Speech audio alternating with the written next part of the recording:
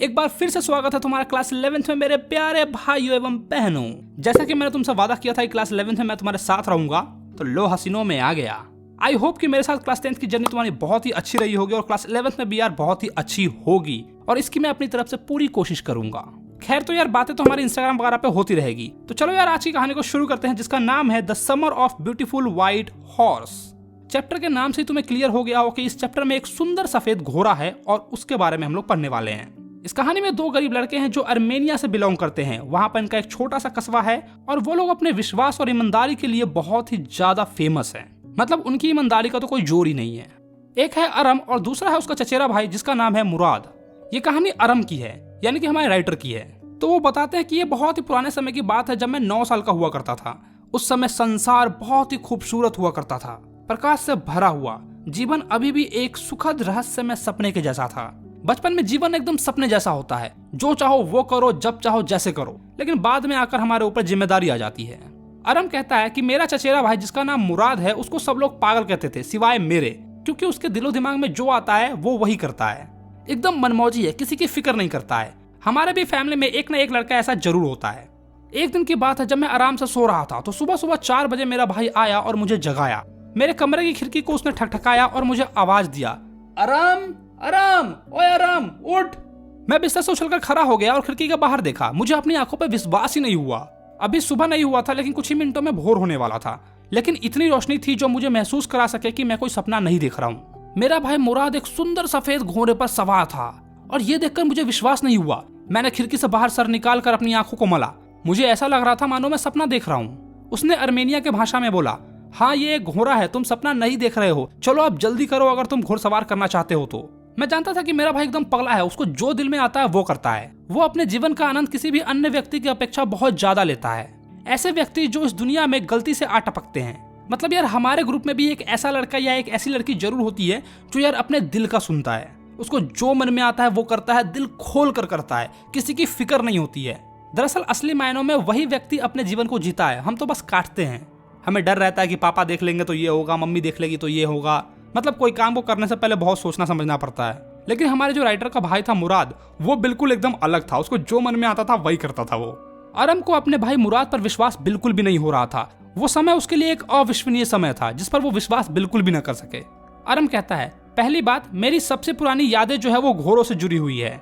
मेरी पहली तमन्ना थी कि मुझे घोड़े की घुड़सवारी करनी थी। और दूसरी बात, हमारे पास पैसे नहीं है, और यही वो कारण था जो मुझे मेरी आंखों पर विश्वास नहीं करने दे रहा था। हम लोग गरीब थे, हमारे पास पैसा नहीं था। हमारा पूरा का पूरा कबीला ही गरीब था। मतलब उनकी पूरी की पूरी फैमिली, पूरा का पूरा गांव ही गरीब था। ग्रोग्लेनियम परिवार का हर सदस्य गरीब था। किसी को भी पता नहीं था कि हमें पेट भरने के लिए पर्याप्त पैसे कहां से आते हैं। परिवार के जो बड़े बुजुर्ग लोग हैं उनको भी पता नहीं था कि पैसे कहां से आते हैं, क्योंकि हम लोग बहुत ही ज्यादा गरीब थे। एक समय का खाना खाते थे तो एक समय का खाना नहीं खाते थे। लेकिन सबसे इंपॉर्टेंट बात यह है कि हम लोग अपनी ईमानदारी के लिए बहुत ही ज्यादा विख्यात थे, बहुत ही ज्यादा फेमस थे। कई शताब्दियों से हम लोग ईमानदारी के लिए जाने जाते थे। उस समय भी जब हमारा परिवार कबीले जगत का सबसे सर्वाधिक संपन्न परिवार हुआ करता था। लोगों को सबसे पहले अपने आप पर गर्व होता था और दूसरे नंबर पे आती थी ईमानदारी। मतलब ये लोग सदियों से ही अपनी ईमानदारी के लिए फेमस है। उस समय भी ये लोग बहुत ही ईमानदार हुआ करते थे, जब इनके पास बहुत सारा पैसा हुआ करता था और ये लोग अच्छे से रहा करते थे। और आज ये लोग गरीब हो गए हैं, लेकिन फिर भी ये लोग अपनी ईमानदारी पर टिके हुए हैं। हम में से कोई भी इंसान किसी दूसरे व्यक्ति का लाभ नहीं उठाता है, और चोरी करने की बात तो बहुत दूर की है। राइटर हमें अपनी ये सारी खूबियां इसलिए बता रहे हैं क्योंकि उनको अभी भी अपने आंखों पे विश्वास नहीं हो रहा था कि उनका चचेरा भाई मुराद वो घोड़ा कहां से लेके आया। चोरी तो वो बिल्कुल भी नहीं कर सकता है, क्योंकि उसका पूरा का पूरा खानदान ईमानदार है। और यही बात है कि वो अभी भी भौचक्के है कि यार ये घोड़ा कहां से लेके आ गया बे। मैं घोड़ा देख रहा था जो कि बहुत ही ज्यादा शानदार थी। मैं उसकी स्मेल को भी महसूस कर सकता था जो कि बहुत ही प्यारी थी। मैं उसकी सांसों की आवाज को भी सुन पा रहा था जो कि बहुत ही ज्यादा उत्तेजित थी। लेकिन फिर भी मैं विश्वास नहीं कर पा रहा था कि यह घोड़ा मुराद का है या मेरे परिवार में किसी भी सदस्य का है। या तो यह हकीकत हो या सपना हो, मैं किसी भी स्थिति में यह विश्वास नहीं कर सकता कि यह घोड़ा मुराद का है। इस लाइन से वो ये कहना चाहते हैं कि मैं अपने सपनों में भी ये नहीं सोच सकता हूँ कि यह घोड़ा मुराद का है या फिर ये मेरे किसी भी फैमिली के सदस्य का है, क्योंकि उनको पता था कि मुराद तो घोड़ा खरीद नहीं सकता है, और अगर उसने घोड़ा खरीदा नहीं है इसका मतलब उसने चुराया ही होगा। चोरी करने की बात उनके जहन में ठीक से बैठ नहीं रही थी कि ग्रोग्लेनियम परिवार का कोई भी सदस्य चोरी कैसे कर सकता है जो अपनी ईमानदारी के लिए इतना फेमस है। मैंने पहले तो अपने भाई को घूरा, फिर मैंने घोड़े पर अपनी आंखें टिकाई। दोनों में एक प्रकार का एक अलग ही भाव था। एक और मुझे खुशी भी हो रही थी और दूसरी ओर मुझे भय भी लग रहा था। मुराद, ये घोड़ा तुमने कहाँ से चुराया? खिड़की से बाहर छलांग लगाओ यदि अगर तुम इस पर सवारी करना चाहते हो तो। इसका मतलब मेरा शक बिल्कुल सही है, उसने उस घोड़े को चुराया था और इस बात में भी कोई शंका नहीं है कि वो मुझे उस घोड़े पर सवारी करने के लिए बुलाने आया था। खैर कुछ भी हो, लेकिन मुझे उस समय ऐसा लगा कि सवारी का आनंद लेने के लिए घोड़ा चुराना किसी दूसरे चीज को चुराने के कंपैरिजन में अलग चीज है, जैसे कि पैसे को चुराना। ये दोनों बिल्कुल सेम चीज नहीं है। जहां तक मेरी जानकारी थी वो शायद चोरी थी ही नहीं। यदि आप में घोड़े के लिए इतना लालसा या फिर इतना दीवानापन हो जितना कि मेरे भाई मुराद और मुझ में था, तो उसे चोरी नहीं कह सकते हैं। वह चोरी तब बन जाएगी जब हम उस घोड़े को बेचेंगे, लेकिन हम लोग कभी भी ऐसा नहीं करने वाले थे। मुझे कपड़े तो पहनने दो। मैंने झपट कर कपड़े पहने और आंगन में छलांग लगाई और भाई मुराद के पीछे घोड़े पर बैठ गया। उस समय हम लोग वॉलनट एवेन्यू करके टाउन था, उसके कोने पर रहा करते थे। हमारे घर के पीछे ग्रामीण क्षेत्र था, अंगूर और केले के बाग थे, सिंचाई के लिए बने हुए गड्ढे और देहाती सड़कें थी। 3 मिनट से भी कम समय में हम लोग ऑलिव एवेन्यू पहुंच गए और फिर घोड़े ने जो भागना शुरू किया वो तो बहुत ही शानदार था। मेरा भाई मुराद, जिसकी परिवार में सबसे अधिक सनकियों वाली व्यक्तियों में से गिनती होती है, गाने लगा। मेरा मतलब है गरजने लगा। मतलब मुराद को गाना गाने नहीं आता था तो वो बता रहे हैं कि गरजने लगा। मुराद के भी मजे ले रहे हैं। हर परिवार में सनकीपन की एक धारा कहीं न कहीं जरूर होती है। मुराद हमारे कबीले में उसी सनकीपन की धारा का एक स्वाभाविक वंशज था। मतलब राइटर हमें यह बताना चाहते हैं कि हर परिवार में एक न एक सनकी व्यक्ति जरूर होता है और मुराद उनके परिवार का वो सनकी लौंडा था जो अपने दिल की सुनता, अपने मन की सुनता है। मुराद से पहले हमारे अंकल खुशरोब हुआ करते थे। वो भारी डिलडॉल वाले व्यक्ति थे, सर पर काले बाल थे, सन जॉकिन वैली में सबसे बड़ी मूछ वाले थे। मतलब मुराद से पहले सनकियों में गिनती खुशरोब अंकल की आती थी और वो यार लंबे हट्टे कट्टे हैं जिनकी बड़ी बड़ी मूछ है और उनका गुस्सा बहुत ही भीषण है। मतलब बहुत जल्दी गुस्सा हो जाते हैं। वो बहुत ही चिड़चिड़े व्यक्ति है और अपनी दहाड़ के आगे किसी को भी बोलने नहीं देते हैं। कोई चाहे कुछ भी बोले, लेकिन वो बस एक ही चीज कहते थे, कोई बात नहीं है, इस पर ध्यान मत दो। एक बार की बात तो ऐसी है कि उनका अपना बेटा जिसका नाम अरक था, वह दौड़कर 8 मकानों से परे नाई की दुकान पर गया जहां पर उसके पिता यानी कि हमारे खुशरोब अंकल जो हैं वो अपनी मूछें ठीक करवा रहे थे। उनका बेटा उनके पास पहुंचता है और अपने पापा से कहता है कि पापा घर में आग लग गई है। तो हमारे खुशरोब अंकल कुर्सी पर सीधे बैठते हुए दहाड़ते हैं, कोई डर की बात नहीं है, उस पर ध्यान मत दो मेरे बच्चे। फिर जो नाई उनकी मूछें ठीक कर रहा होता है वो कहता है, लेकिन सर बालक ये कह रहा है कि आपके खुद के घर में आग लगी है। इस पर खुशरोब अंकल फिर से दहाड़ते हुए कहते हैं, काफी हो गया, कोई खतरे की बात नहीं है, मैं कह रहा हूं ना। मतलब वाकई में यार, दुनिया चाहे कुछ भी कहे, अंकल बस यही कहेंगे, कोई बात नहीं है बेटा, मैं हूं ना। गजब के अंकल है यार।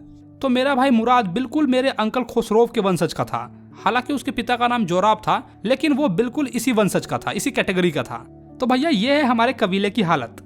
व्यक्ति चाहे किसी बालक का पिता हो जाए, लेकिन इसका अर्थ यह नहीं है कि वह उसी मनोवर्त का होगा। मतलब वो ये कहना चाह रहे हैं कि ऐसा बिल्कुल भी नहीं है कि जैसा बाप हो वैसा ही बेटा हो। बेटा कुछ और भी निकल सकता है। क्योंकि जो मुराद के पिता थे जोरोब, वो बहुत ही सीधे साधे और ईमानदार व्यक्ति थे। वो ऐसे पागलपंथी वाले हरकतें नहीं करते थे कि किसी का घोड़ा चुरा लाया और घुड़सवारी कर रहे हैं। हमारी पूरी की पूरी जनजाति खुशमिजाज किस्म की है, जो हमेशा से ही मनमौजी किस्म की रही है। मतलब उनका जो पूरा का पूरा गांव है वो शुरू से ही मनमौजी किस्म का रहा है, जो मन में आता वही करते हैं। हमने घोड़े की सवारी की और मेरे भाई ने गाना भी गाया और ये सबको पता था कि हम लोग अभी भी पुराने ग्रामीण क्षेत्र में रहते हैं, जहाँ के हम लोग मूल निवासी है, ऐसा कुछ पड़ोसियों का मानना है। हमने घोड़े को दौड़ने की पूरी छूट दे दी। अंत में मुराद बोला, अब तुम उतर जाओ, मैं अकेला ही सवारी करूंगा। क्या तुम मुझे भी अकेले सवारी करने का मौका दोगे? यह तो घोड़े की इच्छा के ऊपर है। मेरे भाई ने बोला, उतर जाओ, घोड़ा मुझे सवारी करने देगा, देखा जाएगा। यह मत भूलो कि मुझे घोड़ों को काबू करना आता है। अच्छा, तो तुम भी ये मत भूलो कि जो हुनर तुम्हारे अंदर है वही हुनर मेरे अंदर भी है। तुम्हारी सुरक्षा इसी में है। चलो अब उतर भी जाओ। ठीक है, लेकिन याद रखो कि तुम मुझे भी अकेले घुड़सवारी करने का मौका दोगे। मैं उतर गया। तभी मेरे भाई ने घोड़े को एक लगाई तथा चिल्लाया, बजीरे दौड़। घोड़ा पिछली टांगों पर खड़ा हो गया और फरफराकर पूरी गति से दौड़ चला। बहुत प्यारा लग रहा था। मुराद ने घोड़े को सूखी घास के मैदान से होते हुए सिंचाई ताल पर ले गया। उसने गड्ढे को भी पार कर लिया और 5 मिनट पश्चात पानी के तर लौट आया। मतलब यूं गया और यूं लौट आया। सूरज आकाश में ऊपर उठ रहा था, मतलब सुबह होने वाली थी और अब सवारी करने की मेरी बारी थी। मुराद घोड़े से उतर गया और बोला, लो करो सवारी। मैं घोड़े की पीठ पर उछलकर बैठ गया और एक क्षण के लिए बहुत ज्यादा भयभीत हो गया, बहुत ज्यादा डर गया। मैंने महसूस किया कि घोड़ा टस से मस नहीं हुआ। ऐसे एरी से ठोकर मारो, मुराद बोला। किस बात का इंतजार कर रहे हो? हमें घोड़े को वापस ले जाना है लोगों के जगने से पहले। मैंने घोड़े की मांसपेशियों में ठोकर लगाई। घोड़ा पिछली टांगों पर खड़ा हो गया और फरफराकर फिर उसने दौड़ना शुरू कर दिया। मुझे समझ नहीं आया कि मैं क्या करूं। खेतों को पार करके सिंचाई ताल की ओर जाने के बजाय घोड़ा सड़क पर डिकरन हलावीन अंगूर के बाग में पहुंच गया, जहां वह अंगूर की बेलों पर उछल कूद मचाने लगा। जब उसने 7 बेलों को रौंद दिया, मैं गिर गया, लेकिन फिर भी वो दौड़ता रहा। मुराद सड़क पर भागता हुआ मेरी ओर आ गया और मुझ पर चिल्लाकर बोला, मुझे तुम्हारी चिंता नहीं है, हमें घोड़े को किसी भी हाल में पकड़ना ही होगा। तुम इस ओर जाओ और मैं उस ओर जाता हूँ। यदि घोड़ा मिल जाए तो नर्मता से पेश आना, मैं पास ही रहूंगा। मतलब जब घोड़ा मिल जाए तो शांति से पेश आना, उसको हरकाना या भगाना बिल्कुल भी मत। ऐसा नहीं कि घोड़ा पास में आए और डर के मारे तुम उसको बोलो, ए धा धा धा हुर्र धा धा धा। ऐसा बिल्कुल भी नहीं करना है, समझे? मैं सड़क पर भाग चला और मुराद खेतों के पास सिंचाई ताल की ओर चल गया। उसने घोड़े को खोजने में तथा लाने में आधा घंटा लगा दिया। ठीक है, अब इस पर सवार हो जाओ, सारी दुनिया जग चुकी है। मतलब सवेरा हो गया है और सारे लोग जग चुके हैं, तो उनको घोड़ा छुपाना है, इसलिए घोड़े पर बैठेंगे और जल्दी जल्दी जाकर घोड़े को छुपा देंगे, या फिर जहां से चुरा कर लाया है वहां पर रख देंगे। हम लोग अब क्या करेंगे? हम लोग या तो इसे वापस ले जाएंगे या फिर इसे कल तक छुपा देंगे। उसकी आवाज में कोई भी घबराहट नहीं थी। मैं जानता था कि वो इसे छुपा देगा, वापस नहीं पहुंचाएगा, कम से कम कुछ समय तक तो नहीं। हम इसे कहाँ छिपाएंगे? मैंने पूछा। मुझे एक ऐसे जगह के बारे में पता है। तुमने कितने दिन पहले इस घोड़े को चुराया था? उसे अचानक से याद आया कि वो घुड़सवारी कई दिनों से कर रहा है, लेकिन मेरे पास आज लेकर आया है, क्योंकि वह जानता था कि मुझे घुड़सवारी करना बहुत ही ज्यादा पसंद है। लेकिन वो ये बात अरम को बताता नहीं है। वो ये कहता है, किसने कहा कि मैंने घोड़े को चुराया है? अच्छा तो तुम यह बताओ कि कितने दिनों से तुम हर सुबह घुड़सवारी कर रहे हो? आज ही सवारी की है? क्या तुम सच बोल रहे हो? नहीं, कतई नहीं। पर यदि तुम ये कहना चाहते हो कि हम पकड़े गए तो क्या होगा? मैं नहीं चाहता कि हम दोनों झूठे बने। तुम यही जानते हो कि हमने आज सुबह ही इसकी सवारी की है। ठीक है, मैंने कह दिया। वह घोड़े को चुपचाप एक वीरान पर्रे बेखार में ले गया, जो कभी एक किसान फतवाजिया का हुआ करता था। उस खर्ती में कुछ जई और लहसुन घास रखे थे। हम लोगों ने घोड़े को वहां छुपा दिया और फिर अपने अपने घर लौट गए। यह काम आसान नहीं था कि घोड़े को इतना सीधा बना लिया जाए, वह बोला।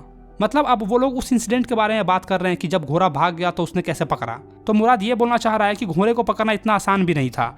सबसे पहले तो वह जंगली पल बेलगाम से दौड़ना चाहता था, पर जैसा मैंने बताया, मैं घोड़े को सिखाना जानता हूँ। मैं उससे कोई भी काम करवा सकता हूँ। घोड़े मेरी बात समझते हैं। तुम ऐसा कैसे कर लेते हो? अरम बोलता है।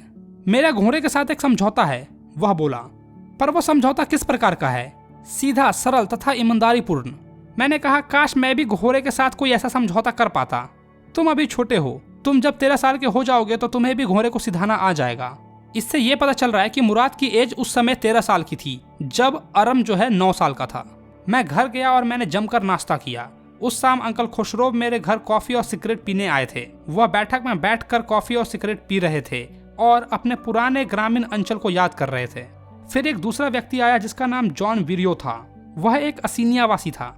जैसे ये लोग ग्रोग्लेनियम फैमिली से बिलोंग करते थे, वैसे ही वो एसरेनियन फैमिली से बिलोंग करता होगा, जिसने अकेलेपन के कारण आर्मीनिया भाषा बोलना सीख लिया था। मेरी माँ उस व्यक्ति के लिए भी कॉफी तथा तंबाकू ले आई। बायरो ने सिगरेट बनाई, कॉफी की चुस्की ली और सिगरेट पी, और फिर उदास होकर बोला, मेरा सफेद घोड़ा पिछले महीने चोरी हो गया था, लेकिन वो अभी तक नहीं मिल पाया है। मुझे कुछ समझ नहीं आ रहा। अब यार वहाँ पर हमारे अंकल खुसरो भी बैठे हुए हैं और उनकी आदत तो तुम्हें पता ही है यार। वो एकदम दहाड़ते हुए बोलते हैं, कोई बात नहीं है, एक घोड़ा खो गया तो क्या हो गया? हम सब ने अपना स्वदेश तो नहीं खोया। एक घोड़े के लिए इतना रोना धोना क्यों? अब हमारे अंकल जॉन बायरो, जिनका घोड़ा था, वो गुस्सा हो गए। वो बोलते हैं, हाँ ये सब तुम्हारे लिए ठीक हो सकता है, एक नगरवासी के लिए, पर मेरी गाड़ी का क्या होगा? घोड़े के बिना गाड़ी किसी काम की नहीं। मतलब हमारे बायरो अंकल टमटम वगैरह चलाते होंगे, अब उनका घोड़ा ही खो गया और टमटम कहाँ से चलाएंगे? गधे पे बांध दो, उस पर ध्यान मत दो, मेरे अंकल खुसरो दहाड़ते हुए कहते हैं। मैं 10 मील पैदल चलकर यहाँ पर आया हूँ। फिर मेरे अंकल बोलते हैं, तुम्हारे पास कम से कम टांगे तो हैं, जाकर उनसे पूछो जिनके पास टांगे नहीं हैं। मेरी बाईं टांग में दर्द है, किसान बोला। मतलब वो अंकल बोले, इन सब चीजों पे मत ध्यान दो। उस घोड़े के लिए मैंने $60 दिए थे। मैं ऐसे पैसों पर थूकता हूँ, थू। हमारे खुसरो अंकल एकदम गुस्सा होकर बोलते हैं। वह गुस्से में उठ खड़े हुए और अपने लंबे लंबे डग भरते हुए घर से बाहर निकल गए और दरवाजे को धक्के मारकर बंद कर दिया। बाद में मेरी माँ ने उस मामले को सुलझाया। आज भाई साहब उनकी बात का बुरा मत मानिएगा। दरअसल बात ऐसी है ना कि उनको उनकी घर की याद आ रही है और बड़े लंबे चौड़े हैं तो उनको थोड़ा गुस्सा आ जाता है। माफ कर दीजिए, ठीक है? मेरी माँ ने ऐसा बोलकर उनको समझाया। किसान चला गया तथा मैं अपने भाई मुराद की घर की ओर भागा। वह एक आड़ू के वृक्ष के नीचे बैठे हुए थे। एक छोटे रोबिन पक्षी की चोट खाए पंख की मरम्मत कर रहे थे जो उड़ नहीं सकता था। वह उस पक्षी से बात कर रहे थे। यह क्या है? किसान जॉन बायरो, वह हमारे घर आए थे। वह अपना घोड़ा वापस चाहते हैं। तुम घोड़ा 1 महीने तक रख चुके हो। मैं चाहता हूं कि तुम वचन दो कि घोड़ा तुम तब तक नहीं लौटाओगे जब तक कि मैं घुड़सवारी करना नहीं सीख जाता हूं। वाह यार, ये क्या बात है? मुझे लगा कि वो अभी आएगा और बोलेगा कि घोड़े को वापस कर दो, लेकिन ये तो उल्टा ये सिखा रहा है कि घोड़े को वापस तब तक मत करना जब तक कि मैं घुड़सवारी नहीं सीख जाता हूँ। वाह बेटे, तुम्हें तो सवारी करना सीखने में 1 वर्ष लग जाएगा, तो हम लोग घोड़े को 1 वर्ष तक अपने पास रख लेंगे। मुराद उछलकर खड़ा हो गया। क्या कहा? क्या तुम ग्रोग्लेनियम परिवार के एक सदस्य को चोरी करने का निमंत्रण दे रहे हो? घोड़े को उसके असली मालिक के पास जाना ही चाहिए। कब? मैंने पूछा। अधिक से अधिक 6 महीने के अंदर। यार ये एक्ट ऐसा कर रहा है कि घोड़े को अभी के अभी वापस लौटा देना चाहिए, लेकिन फिर बोलता है 6 महीने बाद। ये दोनों यार बहुत फनी है। उसने पक्षी को हवा में उड़ा दिया। पक्षी ने बहुत कोशिश की, 2 बार लगभग गिर गया, पर अंत में वह उड़ गया ऊपर और सीधे। हर सुबह 2 हफ्तों तक मुराद और मैं घोड़े को विराम खरती से बाहर निकालते तथा उस पर सवारी करते, और हर दिन घोड़ा जब मेरे अकेले सवारी करने की बात आती तो अंगूर की बेलों के ऊपर उछल कूद करता तथा मुझे गिरा देता और फिर से भाग जाता। मैं ऐसा करता रहा कि कभी न कभी मैं भी मुराद के जैसा घुड़सवारी करना सीख लूंगा। एक सुबह जब हम फतवजियों के वीरान अंगूर के बगीचे की ओर जा रहे थे, हमारी भेंट किसान जॉन बायरो से हो गई जो टाउन की ओर जा रहे थे। लो, मैं बात करता हूँ, मुराद ने कहा। किसानों से बात करना मुझे अच्छी तरीके से आता है। गुड मॉर्निंग जॉन बायरो, मुराद ने किसान से कहा। किसान ने घोड़े को उत्सुकता से परखा। गुड मॉर्निंग मेरे फ्रेंड्स के बेटे, तुम्हारे घोड़े का नाम क्या है? मेरा दिल, मुराद ने अर्मीनिया भाषा में बताया। बहुत ही प्यारा नाम है इस प्यारे घोड़े का। मैं कसम से कह सकता हूँ कि यह घोड़ा कुछ हफ्ते पहले मुझसे चुरा लिया गया था। क्या मैं इसके मुंह में देख सकता हूँ? हाँ बिल्कुल अंकल, श्योर। किसान ने घोड़े के मुंह में झांका, एकदम वही दांत। वह बोला, मैं शपथ के साथ कह सकता हूँ कि यह मेरा घोड़ा है। अब तो भाई इनकी फट गई। यदि मैं तुम्हारे माता पिता को ना जानता होता और तुम्हारा परिवार अपनी ईमानदारी के लिए प्रसिद्ध न होता तो मैं अवश्य यह कहता कि यह घोड़ा मेरा है, लेकिन यह बात मैं जानता हूँ। फिर भी यह घोड़ा मेरे घोड़े का जुड़वा है। संदेह व्यक्ति तो अपनी आंखों पर हृदय से ज्यादा अधिक विश्वास करेगा। Good day my young friends. अब यार जॉन बायरो ने ये लाइन इसलिए कही कि संदेह व्यक्ति जो है वो अपनी आंखों पर ज्यादा विश्वास करता अपने हार्ट के कंपैरिजन में, अपने दिल के कंपैरिजन में, क्योंकि उसको पूरा विश्वास था कि ये घोड़ा उसी का है। लेकिन वह यह आरोप नहीं लगाता है क्योंकि उसको पता था कि ये लोग जो है ग्रोग्लेनियम फैमिली से बिलोंग करते हैं, जो कि अपनी ईमानदारी के लिए बहुत ही फेमस है, बहुत ही प्रसिद्ध है, और इसीलिए वह घोड़े चुराने का आरोप नहीं लगाते हैं और चुपचाप चले जाते हैं वहां से। गुड डे जॉन बायरो, मुराद ने कहा। दूसरे दिन हम लोग घोड़े को जो बायरन के बगीचे में ले गए तथा खलियान से बांध आए। मैंने धीरे से मुराद को बोला, मुझे तो लगा था कि कुत्ते भौंकेंगे। अगर कोई दूसरा व्यक्ति होता तो वो कुत्ते जरूर भौंकते, पर मैं कुत्तों को मित्र बनाना जानता हूँ। मुराद ने अपनी बाहें घोड़े की गर्दन में डाली, अपनी नाक उसके थुथनों पर रख दिया। उसने थपकी दी और फिर हम लोग वहां से चले आए। उस शाम जॉन बायरो हमारे घर अपनी गाड़ी में आए और मेरी माँ को वो घोड़ा दिखाया जो खो गया था। मेरे समझ में नहीं आ रहा है कि मैं क्या सोचूं। घोड़े पहले की अपेक्षा अधिक ताकतवर हो गया है। इसका स्वास्थ्य भी बहुत बेहतर हो चुका है, मतलब कि इसका हेल्थ भी बहुत अच्छा हो चुका है। मैं परमात्मा का अभिभारी हूँ कि उसने मेरे घोड़े को वापस कर दिया और इतना हट्टा कट्टा बनाकर भेजा है। मेरे खुसरो अंकल वहीं पर थे और अंकल की हरकतों के बारे में तुम लोग तो अच्छे से जानते हो। वह चिढ़ गए और चिल्लाकर बोले, चुप रहो भले आदमी, चुप रहो। तुम्हारा घोड़ा तुम्हें वापस मिल गया, अब चलो इस बात को भूल भी जाओ। तो बस यार यहीं पे तुम्हारा ये चैप्टर खत्म हो जाता है। चैप्टर थोड़ा सा बड़ा था लेकिन कहानी यार बहुत ही इंटरेस्टिंग थी। 2 गरीब लड़के जिन्होंने अपनी ईमानदारी का फायदा उठाया और घुड़सवारी की। कभी कभी तुम भी कुछ ऐसा करते होगे। अगर तुमने कुछ ऐसा किया है तो यार मुझे नीचे कमेंट करो। वीडियो अच्छा लगा तो वीडियो को लाइक करो। अपने भाई से अगर बात करना है तो यार जाके मुझे इंस्टाग्राम पे फॉलो करो। और हाँ यार, क्लास 11th में आ गए हो और अब तक तुमने अपने भाई का चैनल सब्सक्राइब नहीं किया तो क्या कर रहे हो यार, चैनल को सब्सक्राइब मारो, फ्री का है, कर लो। चलो तो मैं मिलता हूँ तुम्हें नेक्स्ट वीडियो में। Bye bye.